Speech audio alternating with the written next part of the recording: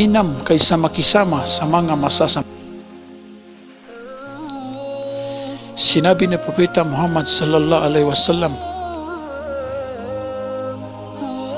sino ang ipanalangin ako ng isang bisis na sana ay igawad sa akin ang biyaya at pagpapala ni Allah, ay ipanalangin ko siya ng biyaya at pagpapala ng 10 bisis. Huwag mong gagawin na si Allah ang pinakamababa sa iyong paningin.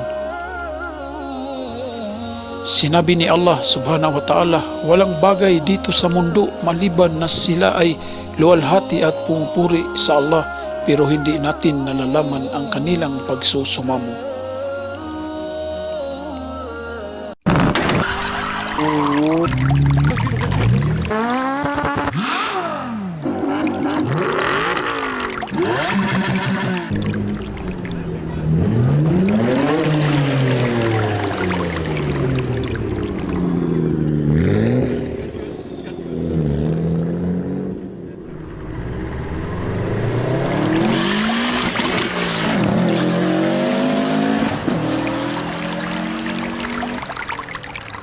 Bismillahirrahmanirrahim.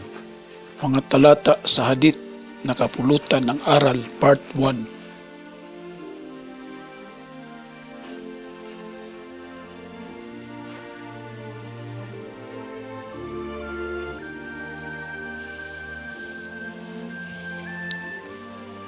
Sa hadith, sikapin mong mamuhay sa mundong ito na parang estranghero o manlalakbay.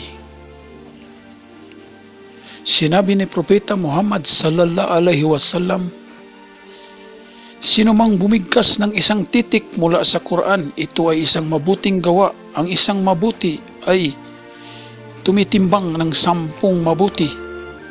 Hindi ko sinabing ang alif lam mim ay isang titik, bagkus ang alif ay titik, ang lam ay titik, ang mim ay titik. Tirmidhi.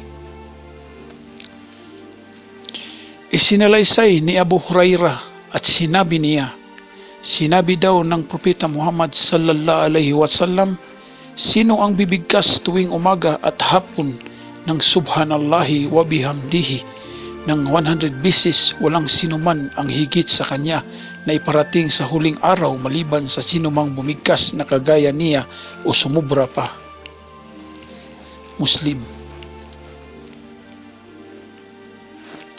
Sinabi ni Propeta Muhammad sallallahu alaihi wasallam, katakutan ang apoy sa impyerno ng kahit kalahating bunga ng palmera.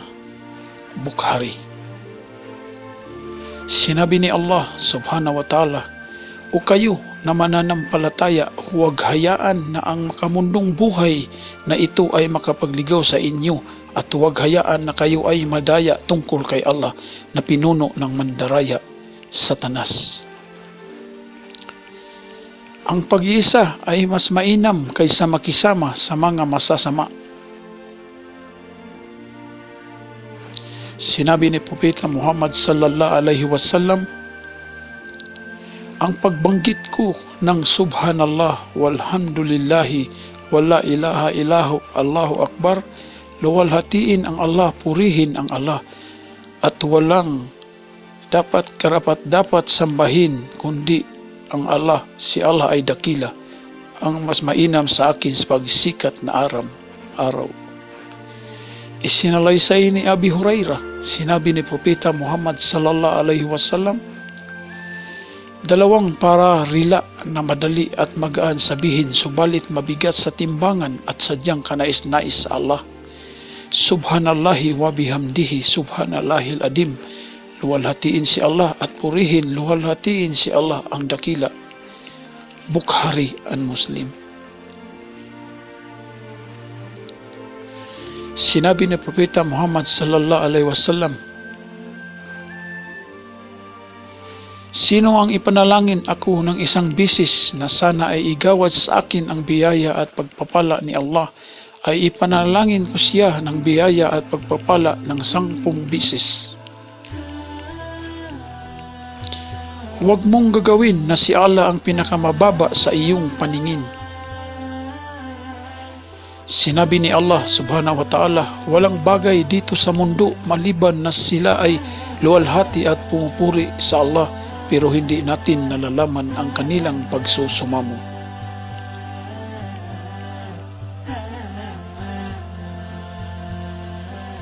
Sinabi ni Propeta Muhammad sallallahu alaihi wasallam, sa tuwinang nagsusumamo ang isang mananampalataya, pinakagkaloob ng Allah ang kanyang kahilingan, nilalayo siya sa anumang masama o nilalaan ang biyaya nito sa huling araw hanggang siya ay hindi humihingi ng anumang masama pagputol sa pagkakamag-anak. Tirmidhi. Ipalaganap mo para magkaroon ka ng malaking gantimpala. Ang nagtuturo ng magandang gawain ay katumbas ng nagsagawa nito. Ang nagtuturo ng magandang gawain ay katumbas ng nagsagawa nito. Huwag mo akong ipagkait sa iyong panalangin. Thanks for watching.